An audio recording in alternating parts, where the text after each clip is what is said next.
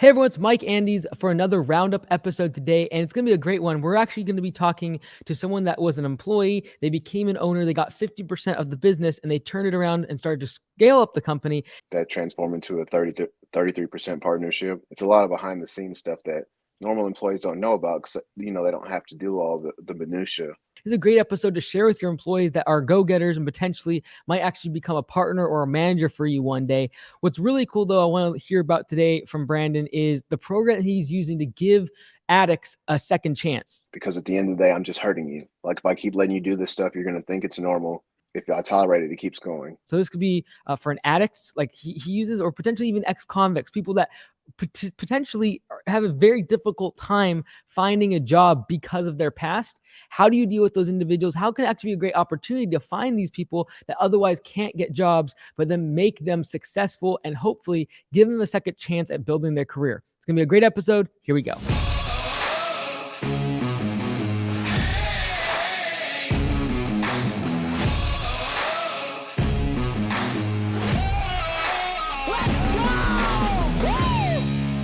Let us know kind of how you got started with lawn care. And I want to dive into some of the things that you're doing now with your crew, some of the things you stand for also in your business. But start off with how you got started in lawn care and landscaping. Okay, so the way I got started was I had a friend that started a business and they weren't doing anything. They weren't marketing, they weren't networking. And so I was like, okay, I'll come on and help you guys. Like I'll handle the networking and the marketing. And so I came onto the business that transformed into a 33% partnership between the three of us. And then now I'm 50% owner. How long has that been over the course of several years, or how long did it take you to kind of get 33% and then now 50% of the ownership? So it took about 2 months once we started getting Facebook rolling and stuff for me to get to 33%.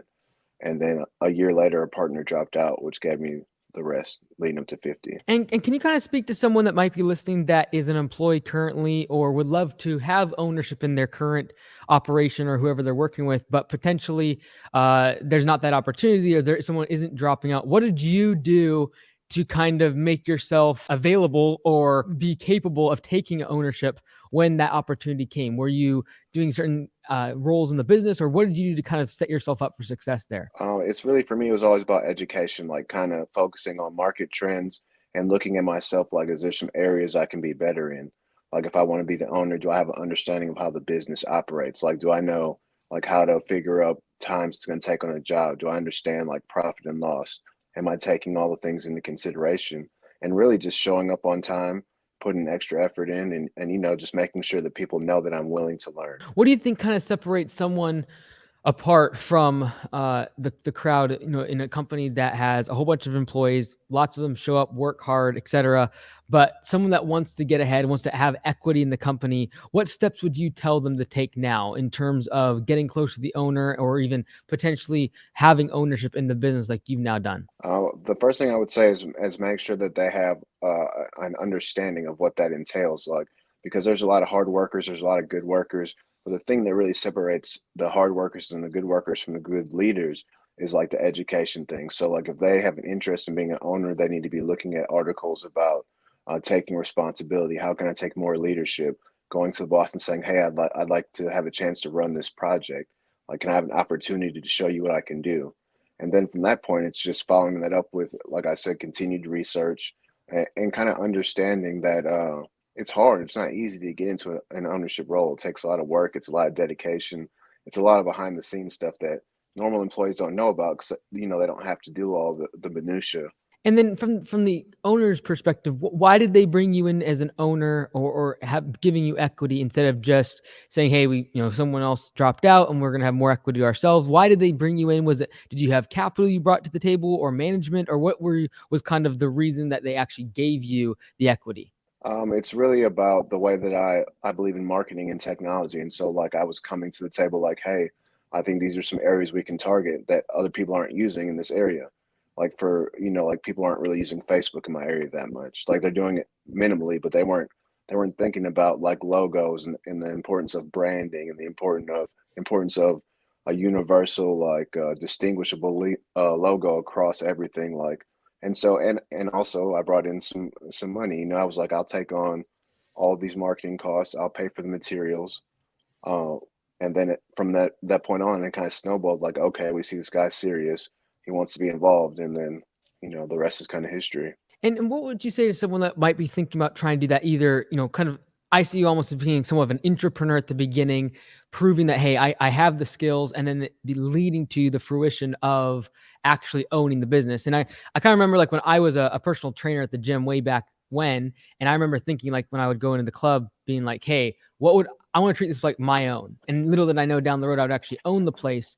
But for you, what would you say to someone that is trying to do that, but their owner doesn't necessarily see their value? Is it a matter of actually proving yourself, being willing to stay longer, not get paid for it, or bring capital forward, or proving parts of the business that need improvement? Like, what would you say to the person that their owner isn't looking to give away money or give away equity in the business, and they really need to prove themselves? I would say if the owner's not giving away equity, and that's something that they're interested in doing, I would just go and talk directly to the owner and be like, "Hey, these are the things I'm interested in. I understand if this is never going to be a possibility here, but I just wanted to talk to you a little bit about it, and that way they can kind of gauge what they need to do next. Because if that's a dream of theirs and they can't get in their current position, I think that's something they need to find a place where they can grow and flourish at. So it sounds like you kind of had the skills of marketing, the technology side.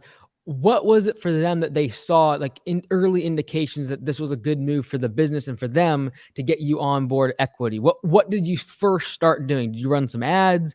Did you get a few customers? What did you do to prove yourself at the very beginning? So for me, I mean, what it was in the beginning was my work ethic because I'm a person that doesn't need much sleep. And so, I was working a full-time 12-hour day job and going out and helping with the yard still. So I'd work 12 hours, get off, pick up the trailer, go work. And then from that point, it was really because I trained also, I had a little personal training thing. So I had a little bit of experience about branding. And I know how important it is when people see that. So like I just started running ads. I was like, hey, we were Ben and Bubby's then. We went through a name change when we lost a partner, but I was like, hey, Ben and Bubby's wants to do this. I started organizing things in the community, like a clothing drive for the homeless. I started talking to people. I got a logo made. I got a business card made, and I just started blasting the internet with it.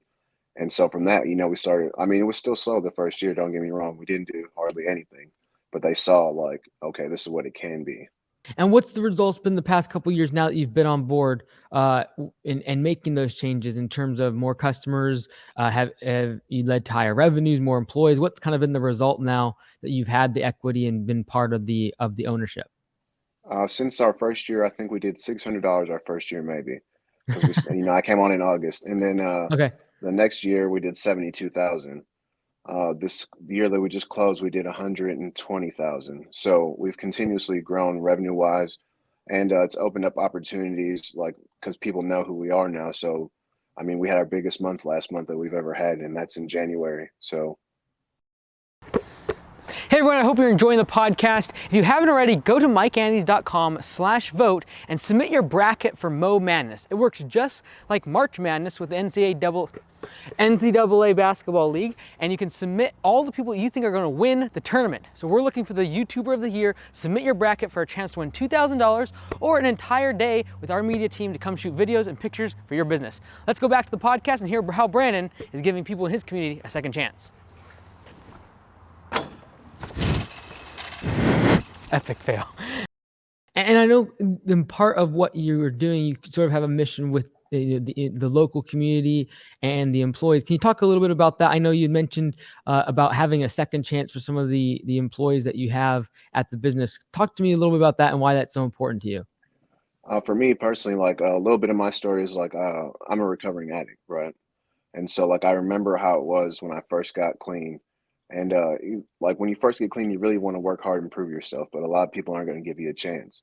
And so like one of my goals is like to give a person an opportunity to prove themselves. Like I'm not going to judge you on your past. Like if you show up and you work hard, my goal is to help you better yourself and move you on to something better. Like, and same thing with the community. Like I just think it's important to give back, and so if we could do like a little clothing drive or something like that. I mean, I won't say that it's all like out of the goodness of my heart. Like I mean, obviously I also identified that, I'm helping somebody and helping myself. So it's a win-win. But, like those things I think that are just important, because like I live in this community, I work in this community. So it's important for the community to know that I'm invested in them and not just making money and leaving, you know? I know a lot of owners that, especially in this industry, we have the opportunity to kind of give a starting leg to a new career, second chance for addicts, or even I was even thinking like ex-convicts, for example. Hmm. And a lot of times there's a lot of the ideology, hey, like I don't want to risk it, right? I don't want to risk someone coming on and messing things up or doing something crazy with a customer or hurting somebody else. What would you say to someone that wants to potentially give people second chances, but they also maybe aren't keenly aware of what to look out for as warning signals that potentially could mean it being bad for the business? Have you had those situations happen, and how would you kind of educate or coach someone that is looking to give those same opportunities to someone else? So I have had those situations where we brought somebody out that didn't work out. And so the thing about it is obviously it's a case by case basis. Like you talk to the person, because I think it's important as an owner to know your employees. Like I don't believe in just hiring somebody and sending them out without kind of knowing them, talking to them. And so you kind of get a feel like, if you have a guy that you've hired and he's always been on time and all of a sudden, he's coming to work late or he's acting strange, he used to be talkative and he's getting quiet. Like there's little warning signs, like if you're familiar with your employees, you can kind of tell. And the thing is, like for me, I had a conversation with the person. I was like, hey, I like you as a person. I think you're a great worker, but there's some things that I'm noticing that aren't fantastic. And honestly, like you don't get to catch it every time. We've had experiences where we thought the guy was doing good. It turns out he wasn't, and we had to let him go. We've lost some people too. So it's a case by case, but there's no perfect scenario to figure out who's going to work and who isn't. Is there something in the interview process though that you are specifically like a red flag, like draw the line and this is not, we're not going to go forward with it? Because I know like someone like myself, for example, that hasn't gone through that sort of past background, I'm so naive to a lot of that world that I almost feel like I don't know what questions to ask, or even if I would want to give someone a second chance, like I don't know what the warning signals are in an interview. Are there specific ones that you look out for that for someone potentially, if they're wanting to give back or give someone a second chance, they should kind of be like, hey, this is where you kind of want to draw the line? So there's always a warning signal. Like for me, I believe in direct eye contact. Some people don't like to do that, but so I'm going to look at you. I'm going to talk to you, and then you can kind of tell, like based on whether or not the person has maintained a job. Like if they tell you, if they're open with like, okay, this is what happened, that's a pretty clear indicator that they're probably trying to do something different.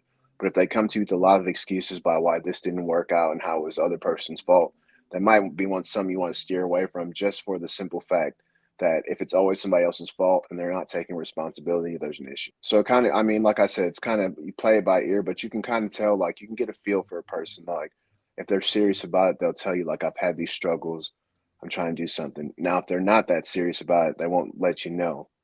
They'll kind of try to gloss over it. And so, Where do you kind of draw the line when you're trying to work with someone that might be recovering from multiple different potential past situations, and you know that there's obviously baggage that sometimes comes along with that, and you want to help them through that, but when do you kind of draw the line as a business owner, like, look, this is business, I can't keep putting up with either being late or them having potentially detrimental consequences for other employees or customers? Where do you draw that line, and have you had to have some hard conversations with them employees being like, hey, if you don't make these certain changes, I'm sorry, but like we can't keep working with you and trying to make this work? if there's an instance that arises with something like that, I have a conversation with them and I say, hey, uh, this can't happen again. I'm giving you fair warning. Like I'll do what I can to help you. If you need some time off to sort it out, or you think this isn't going to work out, let me know. But I'm letting you know this is an issue now, because the thing about it, with the disease of addiction, and even um, employees that may or not be up to task, like I can't let you hurt yourself. Like I'm not going to give you the rope to hurt yourself. So it's kind of like you have a decision to make. And so for us, it's usually like, I'm going to give you a chance. Like if something happens, I'm going to give you one more chance. But if something happens again, I'm going to let you go. Because at the end of the day, I'm just hurting you. Like if I keep letting you do this stuff, you're going to think it's normal and you're going to continue, like whether it be breaking equipment or, using or any of those things. Like if you have an argument with a customer, I don't like to tolerate that, just because like if I tolerate it, it keeps going. What's kind of the goal and the plan for the business now, as you've kind of got off the ground now, you're doing 300,000 revenue in annual revenue and really starting to scale the business? What's the goal now as the business has got to a little bit more of an established point going forward into 2022? Our goal is to streamline. My goal is to get the numbers better and continue to help my employees better themselves. So like, my target goal is for 500,000. Like that's what I want to hit. I think in my area, it's very possible, and so it's really about getting the systems and getting a culture established.